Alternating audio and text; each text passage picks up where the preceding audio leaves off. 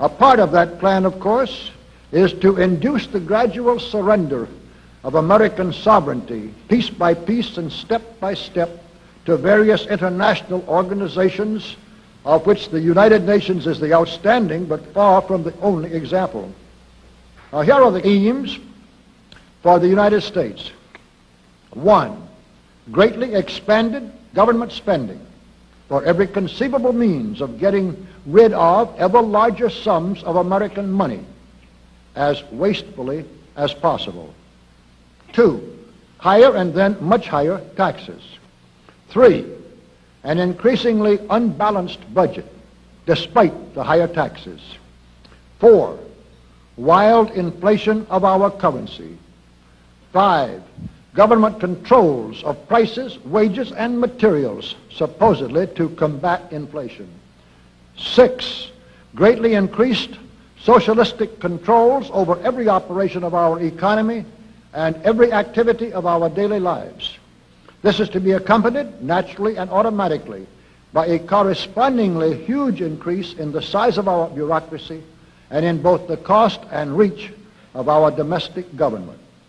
7, far more centralization of power in Washington and the practical elimination of our state lines. There is a many-faceted drive at work to have our state lines eventually mean no more within the nation than our county lines do now within the states. 8, the steady advance of federal aid to and control over our educational system, leading to complete federalization of our public education. 9, a constant hammering into the American consciousness of the horror of modern warfare, the beauties and the absolute necessity of peace. Peace always on communist terms, of course. And 10, the consequent willingness of the American people to allow the steps of appeasement by our government which amount to a piecemeal surrender of the rest of the free world and of the United States itself.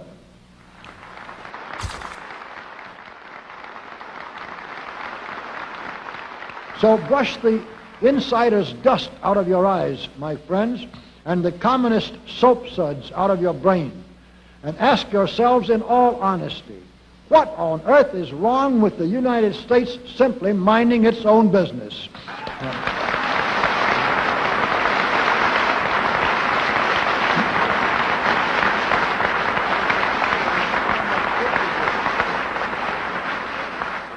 Or with having its foreign policy function primarily for the safety and benefit of the American people.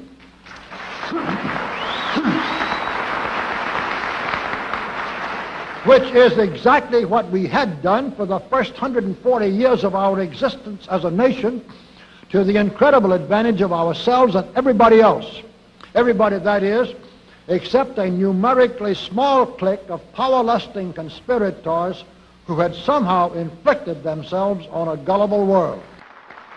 While we turn to a very brief summarization of what we hope the John Birch Society will help and even sometimes lead the American people to accomplish during the next 15 years. 1, our first and most important specific undertaking should be to restore the complete independence of the United States.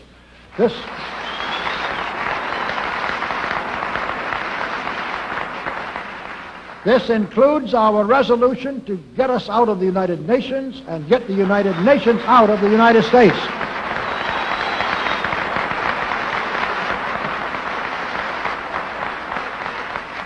Two, we must once again make our money freely redeemable in gold at some realistic price.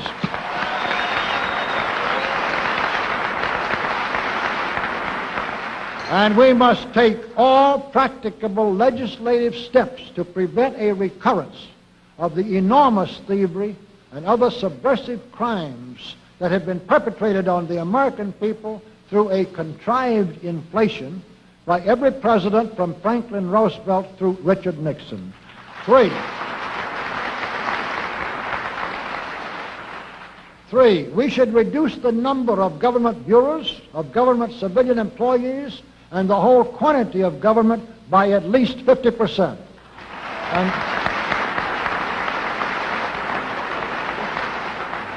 And we should achieve at least this much reduction in proper fashion through gradually convincing a majority of the American people of the wisdom of such a course.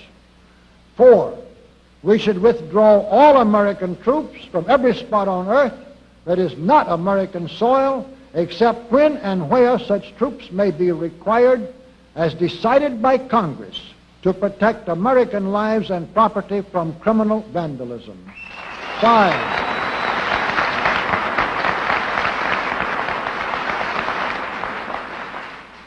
5, we should get government out of the areas and functions and activities where government does not belong. Again, all steps to this end should be taken gradually, but nevertheless just as rapidly as enough of the American people can be persuaded to support such progress. Any such achievement will require a truly massive educational force, but that's exactly what we hope to build during the next 15 years. We could go ahead for at least 100 numbered items, but the John Birch Society will undoubtedly be working on more than that many specific projects, which will be laid out in its bulletins before another 180 months will have rolled around. And all of these projects will fit into the general pattern indicated by the 5 major objectives listed above. So let's really wind up this marathon monologue with one final thought. None of us can guarantee anything about what the future will bring.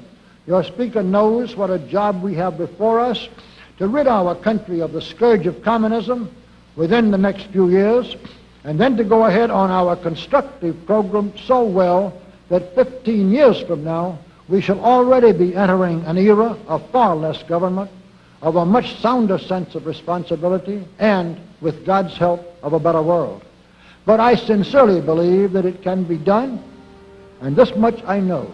If every man and woman in this audience should leave here tonight feeling in his or her own mind and heart that it can and must be done, then it surely will be. And so, all of you patriots of good character, good conscience, and noble ideals, whom we can reach with the filmed version of this speech in 1,000 other audiences, it is with a great deal of confidence and energizing will to win that we invite you to join us in our epic undertaking. While to all of you great, wonderful friends in this present audience, I certainly extend my very deep thanks indeed for so much patience and attention. Thank you and good night.